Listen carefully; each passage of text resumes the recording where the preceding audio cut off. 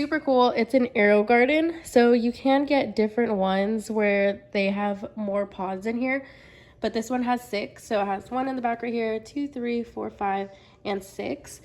But you can see it. This is what it looks like up close.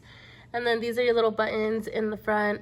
So it says the light on and off, and then add water, add plant food, and then your light is up there.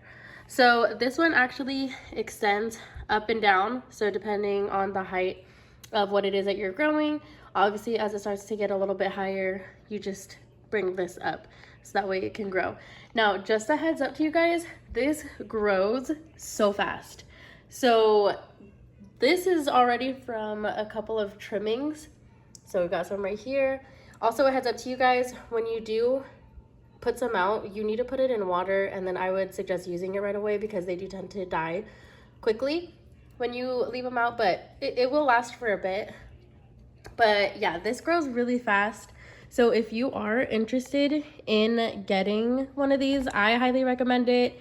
It's perfect. It grows really fast. You have access to whatever it is that you need without having to go to the store, and then you can definitely see how much it produces.